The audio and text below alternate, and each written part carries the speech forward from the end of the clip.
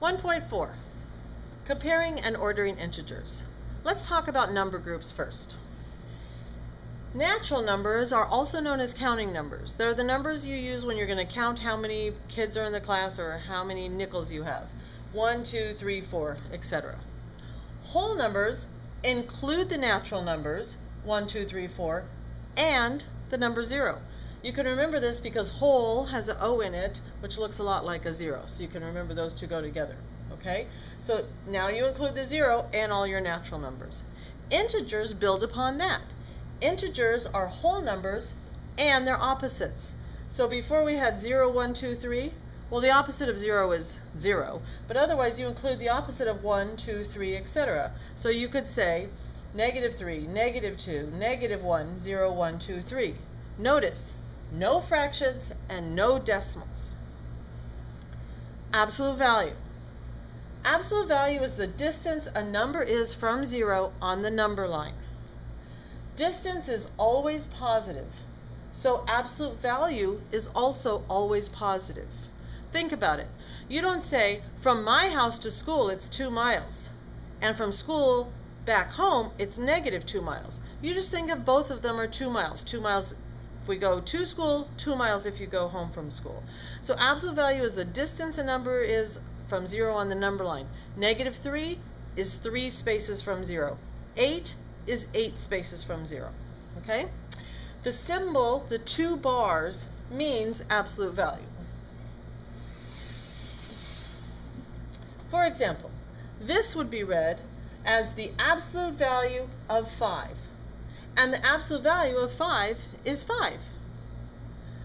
This would be read, the absolute value, notice I'm abbreviated, you can abbreviate it too. The absolute value of -5 is 5, because from -5 to 0, it's 5 spaces on the number line. A couple more examples. The absolute value of -6 is 6. The absolute value of 12 is 12. The absolute value of -a, it would just be a.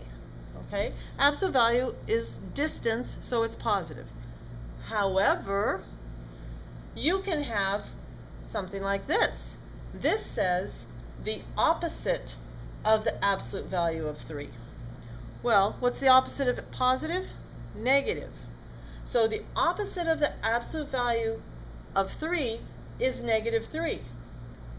Because the absolute value of 3 is 3, and the opposite of 3 is -3. So you're going to find the absolute value, which is always positive, and do the opposite, which is negative, so you'll always have negatives. Here are some examples. The opposite of the absolute value of -2, -2. The opposite of the absolute value of 14, -14. The opposite of the absolute value of a is -a. The opposite of the absolute value is always negative. Now don't get fooled. Absolute value bars are not parentheses, okay? This says the opposite of the absolute value of -5. It is not the same as the opposite of -5. The opposite of the absolute value of -5 is -5, but the opposite of -5 is +5, okay? Absolute value bars are not parentheses.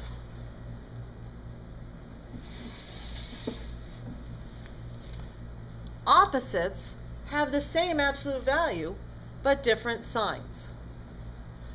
So, 3 and -3 are opposites, but the absolute value of 3 is 3, and the absolute value of -3 is 3. So they have the same absolute value, okay, but they have opposite signs, different signs. So, if you have -8, the opposite could be written like this, the opposite of -8. So -8 and the opposite of -8 are 8, -8, and 8. Okay? -8 and the opposite of -8.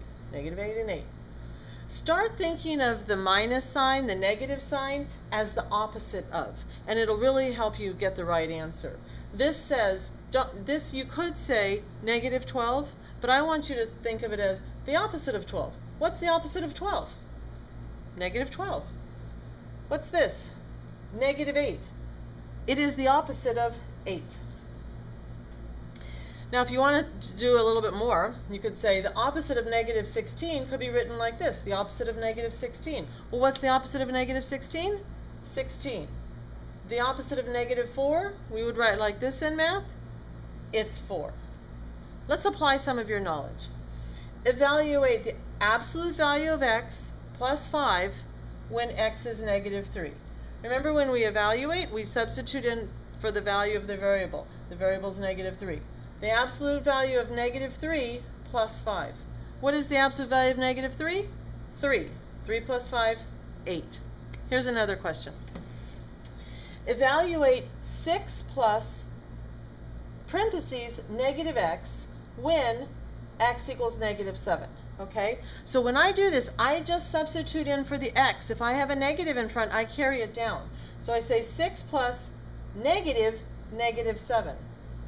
Or 6 plus the opposite of negative 7. What's the opposite of negative 7? 7. You will always get that right if you think of it that way. And 6 plus 7 is 13. And don't forget, when we substitute in parentheses. That's it.